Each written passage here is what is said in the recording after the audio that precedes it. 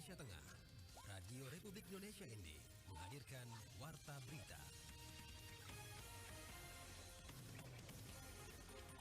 Selamat pagi saudara, mendengarkan Warta Berita edisi pagi hari ini Sabtu 9 Desember 2023 dengan Nasari Berita. DPRD Nagekeo memastikan anggaran Festival 1B secara rutin akan dialokasikan setiap tahunnya. RSUD Ruteng menjadi rumah sakit daerah pertama di Flores yang memasang figura call center. Bersama saya Leli Kara, kita ikuti segera berita selengkapnya.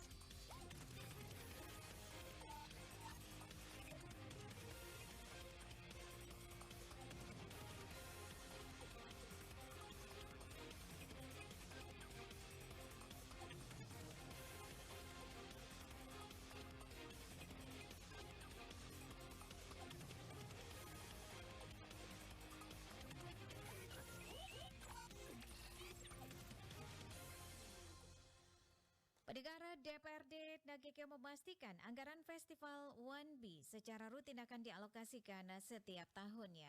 Kita ikuti selengkapnya laporan Rosa Dalima. Peristiwa kemarin saya yakin bahwa festival yang digelar bertepatan dengan peringatan hari ulang tahun Kabupaten Nagekeo yang diperingati setiap tanggal 8 Desember ini merupakan kebutuhan rakyat. Oleh karena itu, sebagai wakil rakyat menjadi tanggung jawab DPR Nagekeo untuk memenuhi apa yang dibutuhkan oleh rakyatnya.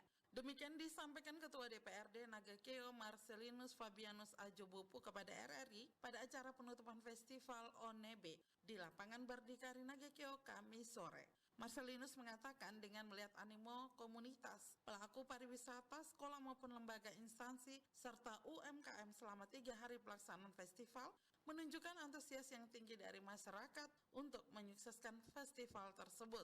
Menurut Marcelinus, selama kegiatan festival, PAD Nagekeo langsung diterima oleh masyarakat, di mana tingginya perputaran uang di lokasi kegiatan. Biasanya PAD itu yang diterima langsung masuk dalam APBD. Tetapi kemarin itu PAD yang langsung diterima oleh masyarakat karena terjadi perputaran uang. Pemda mungkin secara anggaran mengeluarkan uang, kalau saya yakin kemarin mungkin tidak sampai 100 juta. Tapi keyakinan saya bahwa uang yang berputar kemarin itu di atas 100 juta. Nah, ini dalam situasi kondisi ekonomi masyarakat kita yang selama ini dengan dampak COVID, pasti banyak hal positif yang mereka. Marcelinus juga menjelaskan ONEB Festival akan menjadi agenda tetap tahunan Pemkab Nagekeo dan harus rutin dilaksanakan setiap tahunnya karena akan menjadi pusat budaya dan komunitas adat serta masyarakat Nagekeo di mana berbagai atraksi seni dan budaya ditampilkan selama festival. Selain itu, lanjut Marcelinus, Nagekeo secara pasti akan menjadi dikenal dunia dengan berbagai potensi wisata alam yang indah dan budaya yang unik yakni Etu. Banyak dikenal. Kenapa kegiatan ini harus kita lakukan? Nagekeo sebenarnya begitu banyak potensi pariwisata yang harus bisa kita jual. Berbicara tentang pariwisata Nagekeo, yang paling pertama yang harus kita siapkan. Dirinya berharap Dinas Pariwisata selaku dinas terkait terus membangun kolaborasi dengan berbagai pihak agar ONEB Festival kedepannya semakin meriah dan banyak melibatkan peserta dari luar kabupaten. RRI ND Rosa Dalima melaporkan. Pendengar, tingkatkan kerjasama Indonesia-Tiongkok. Forum Kementerian Bisnis keempat digelar di Labuan Bajo dan turut dihadiri Menteri Koordinator Bidang Kemaritiman dan Investasi AD Interim Erick Thohir dan juga Menteri Pariwisata dan Ekonomi Kreatif Sandiaga Salahuddin Uno sukses hadirkan 300 lebih pebisnis asal Tiongkok. Epi Wahab melaporkan. Tingkatkan kerjasama Forum Kemitraan Bisnis antara Indonesia dan Tiongkok keempat kembali digelar bertempat di Labuan Bajo dengan jumlah peserta 300 lebih pebisnis Tiongkok yang hadir. Kegiatan ini berlangsung di Hotel Meru Orah Komodo Labuan Bajo. Kegiatan Forum Kemitraan Bisnis ini turut dihadiri oleh Menteri Koordinator Bidang Kemaritiman dan Investasi ad interim Erick Thohir dan Menteri Pariwisata dan Ekonomi Kreatif Sandiaga Salahuddin Uno. Kepada media, Sandiaga menyampaikan bahwa FKB Indonesia dan Tiongkok keempat di Labuan Bajo ini merupakan pertemuan terbesar selama kegiatan ini berlangsung. Sama menyambut 300 lebih pebisnis dari Tiongkok yang hadir dalam kemitraan bisnis Dan menurut pengakuan dari Kamar Dagang Cina bahwa ini adalah pertemuan terbesar. Biasanya itu antara 100 sampai 150, tapi karena tempatnya di Labuan Bajo di NTT ini memecahkan rekor jumlah peserta forum kemitraan bisnis ini. Sementara itu, NTT sebagai New Tourism Territory berhasil menjadi penyemangat dan magnet untuk para pebisnis asal Tiongkok ini. Menteri Pariwisata dan Ekonomi Kreatif pun menambahkan dalam kegiatan tersebut, pihaknya juga menyampaikan potensi investasi bidang kepariwisataan dan ekonomi kreatif yang berdampak pada Labuan Bajo, Flores, dan Nusa Tenggara Timur secara keseluruhan. Tentunya ini menjadi penyemangat kita bahwa NTT sebagai New Tourism Territory berhasil menjadi magnet. Dan kami tadi menyampaikan potensi investasi di bidang kepariwisataan dan ekonomi kreatif yang kita harapkan membawa pariwisata di Labuan Bajo, Flores, dan NTT berkualitas dan berkelanjutan, membuka peluang usaha dan menciptakan lapangan kerja. Dalam forum tersebut, kata Menparekraf, banyak dari para pebisnis Tiongkok yang terpukau dan tertarik melihat potensi wisata bahari seperti Pink Beach, Pulau Padar, Pulau Rinca yang bisa menjadi potensi investasi ke depan. Jika investasi ini berjalan lancar dan sukses, maka akan berdampak positif pula pada targetnya yakni menciptakan 4,4 juta lapangan kerja di sektor parekraf pada tahun 2024 mendatang.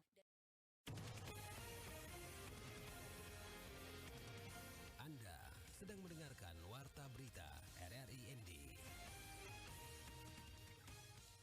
Dalam upaya membantu masyarakat untuk menyampaikan pengaduan terkait pelayanan, Ombudsman Republik Indonesia memasang figura call center di loket RSUD Ruteng, Kabupaten Manggarai. Laporan ini disampaikan selengkapnya oleh Feranda Garus. Pemasangan tersebut dilakukan oleh pimpinan Ombudsman Republik Indonesia Robert Naendi Jaweng dan didampingi oleh Kepala Ombudsman Perwakilan Nusa Tenggara Timur Darius Bedadaton. Pada RRI, Kepala Ombudsman Nusa Tenggara Timur Darius Bedadaton mengatakan figura ini merupakan media sosialisasi tugas, fungsi serta nomor call center yang bisa digunakan untuk melakukan pengaduan. Pengaduan sendiri diterima Ombudsman 1 kali 24 jam. Setelah mendapatkan informasi baik melalui pesan singkat, SMS maupun WhatsApp, petugas menerima laporan masyarakat akan menghubungi kembali pelapor guna mendapatkan detail laporan untuk selanjutnya diteruskan ke pejabat penghubung di masing-masing instansi agar ditindaklanjuti.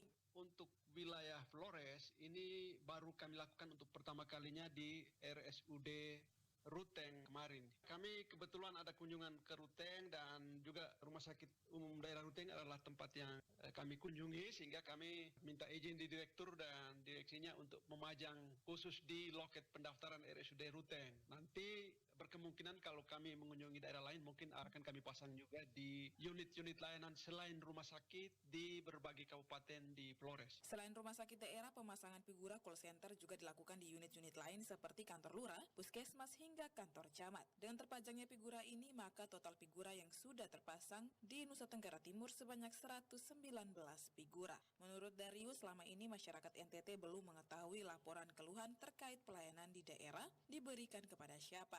Sehingga dengan pemasangan figura ini, masyarakat lebih dekat kepada Ombudsman. Kami karena keterbatasan SDM di kantor, sehingga pemajangan ini baru beberapa titik ya. Tapi cita-cita saya, pemajangan ini harus dilakukan di seluruh kabupaten di NTT, di tempat-tempat yang ramai dikunjungi masyarakat, misalnya di Dukcapil, di kantor Samsat, di pelabuhan-pelabuhan, di pasar, dan seterusnya, sehingga orang bisa menyampaikan pengaduan pelayanan publik kapan saja dan di mana saja.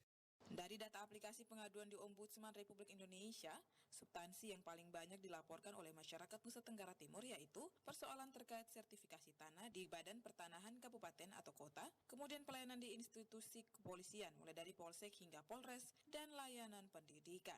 Dia mengakui banyak masalah-masalah publik lain yang belum diketahui oleh Ombudsman akibat kurangnya akses dan terbatasnya SDM. Dirinya berharap dengan adanya pemasangan figura ini, informasi terkait laporan maupun pengaduan di Nusa Tenggara Timur bisa dilakukan oleh semua masyarakat dan bisa dicarikan solusi bersama. RRI ND, Feranda Garus melaporkan. Gunung Ilelewotolok kembali memprihatinkan, Gunung Ilelewotolok kembali memperlihatkan aktivitas erupsi dengan tinggi kolom letusan mencapai kurang lebih 400 meter di atas puncak atau setara dengan kurang lebih 1.823 meter di atas permukaan laut pada Jumat pukul 13:18 WITA. Kolom abu yang teramati memiliki warna kelabu hingga hitam dengan intensitas sedang menjalar ke arah timur. Peristiwa ini dicatat melalui seismograf dengan amplitudo maksimum 35 mm dan durasi 65 detik, menciptakan kondisi yang memerlukan kewaspadaan dan dalam menghadapi tingkat aktivitas erupsi Gunung Ilelewotolok yang mencapai level 2 waspada. Dalam rilisnya, Pusat Vulkanologi dan juga Mitigasi Bencana Geologi memberikan sejumlah rekomendasi kepada masyarakat. Yang pertama, masyarakat di sekitar gunung serta pengunjung, pendaki dan juga wisatawan dihimbau untuk tidak memasuki wilayah radius 2 km dari pusat aktivitas Gunung Ilelewotolok. Begitu juga warga di Desa Lamawolo, Desa Lamatokan, dan juga Desa Jontona diminta untuk senantiasa mewaspadai potensi bahaya dari guguran lava dan awan panas, khususnya dari bagian timur puncak atau kawah gunung. Selain itu, sebagai langkah preventif terhadap dampak kesehatan, masyarakat yang berada di sekitar Gunung Ilelewotolok disarankan untuk menggunakan masker pelindung mulut dan juga hidung. Pemakaian perlengkapan pelindung mata dan juga kulit juga diwajibkan untuk menghindari gangguan pernapasan atau ISPA dan potensi gangguan kesehatan lainnya yang mungkin disebabkan oleh abu vulkanik yang tersebar. Rekomendasi lain yang disampaikan kepada warga di daerah terdampak adalah kewaspadaan terhadap bahaya lahar dan masyarakat yang tinggal di lembah atau sepanjang aliran sungai yang berhulu di puncak Gunung Ilelewotolok diminta untuk segera waspada, terutama pada musim hujan saat potensi bahaya lahar meningkat. Ini sebagai langkah antisipatif untuk melindungi diri dan juga harta benda. Dalam menghadapi situasi ini, pihak PVMBG terus memantau perkembangan aktivitas Gunung Ilelewotolok. Masyarakat diminta untuk tetap mengikuti informasi resmi dan juga petunjuk yang diberikan oleh otoritas terkait dan kerjasama dan juga kewaspadaan bersama diharapkan bisa mengurangi risiko dan juga kerugian akibat erupsi Gunung Ilelewotolok yang sedang berlangsung. Kita beralih ke berita selanjutnya. Dalam rangka memperingati Hari Ibu tahun 2023 yang akan jatuh pada 22 Desember mendatang, Dewan Kerajinan Daerah Dekranasda Kabupaten Sika akan menyelenggarakan lomba menggulung benang khusus untuk remaja. Informasi ini selengkapnya disampaikan Lady Badin. Dewan Kerajinan Daerah Dekranasda Kabupaten Sika akan menyelenggarakan lomba menggulung benang khusus untuk remaja dalam rangka peringatan Hari Ibu 22 Desember mendatang. Hal tersebut disampaikan oleh penjabat Ketua Tim Penggerak PKK Kabupaten Sika, Laliwuda Paubun SPT, dalam wawancara dengan RRI pada Jumat 8 Desember 2023. Laliwuda Paubun menyampaikan bahwa lomba ini dirancang dengan tujuan mendorong minat remaja Sika, terutama remaja putri, untuk kembali mendalami kegiatan tradisional menggulung benang dan menenun. Penjabat Ketua TP PKK Sika ini juga menyampaikan keprihatinannya mengenai pergeseran minat remaja Sika yang cenderung beralih ke dunia gadget dan meninggalkan tradisi menenun yang telah menjadi kearifan lokal. Ia menekankan bahwa keterampilan menenun bukan hanya memperkaya warisan budaya, tetapi juga berpotensi sebagai bekal untuk usaha di masa depan. Kami mengadakan lomba menggulung benang ini dalam rangka Hari Ibu, tepatnya tanggal 22 Desember nanti. Mengingat selama ini tidak ada kegiatan yang melibatkan para remaja. Mengingat sejarah bahwa perempuan sebagai tonggak cukup berperan penting dalam rumah tangga. Kedua, tenun ikat di Sika ini sendiri sebagai mata pencaharian perempuan.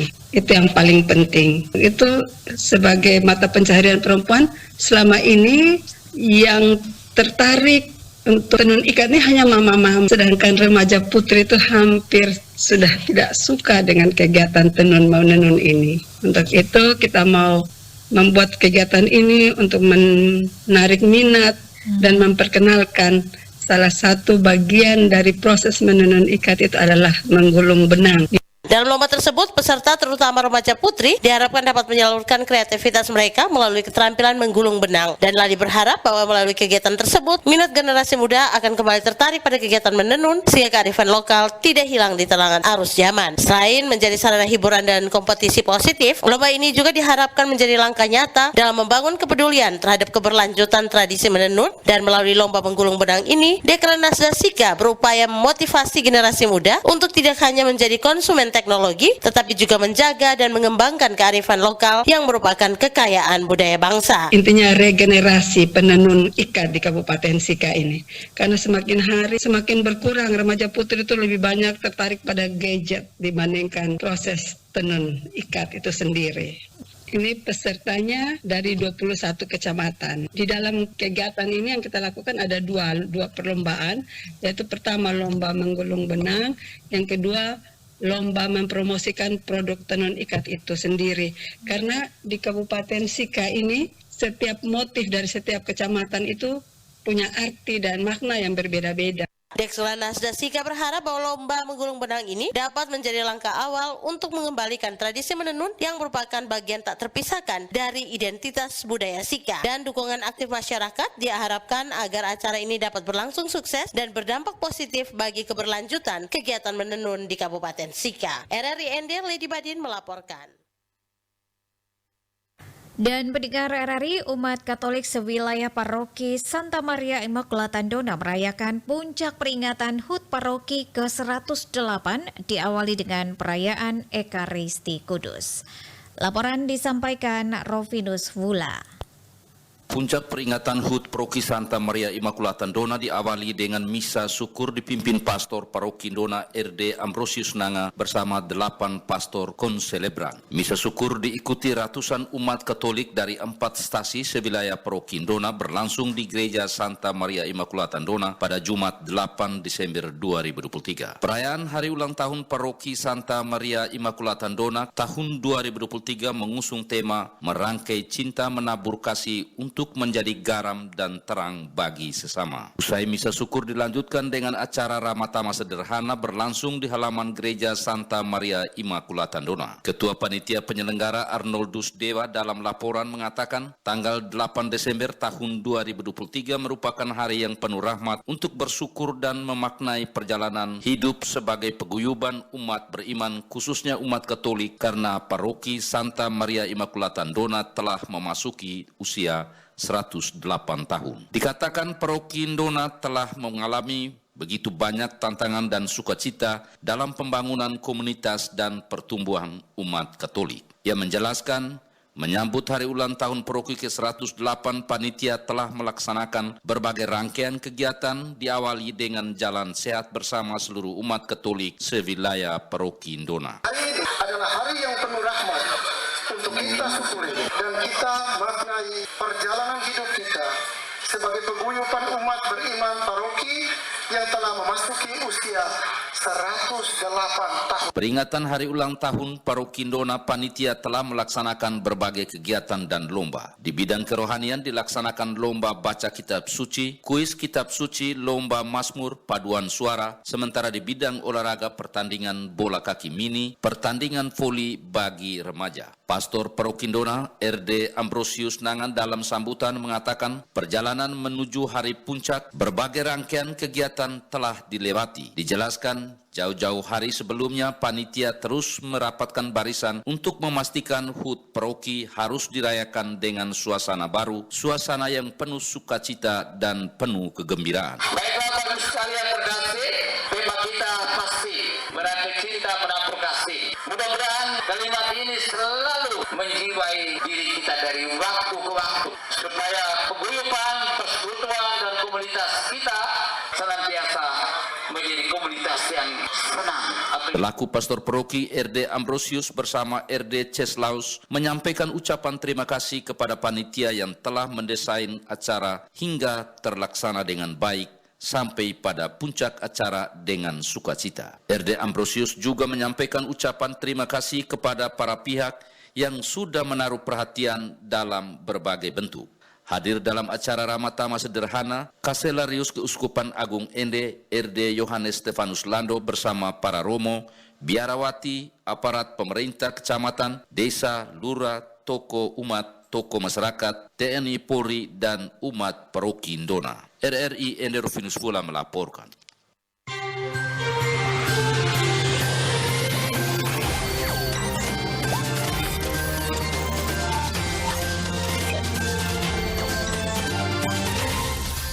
Terima kasih Anda telah mengikuti Warta Berita RRI ND.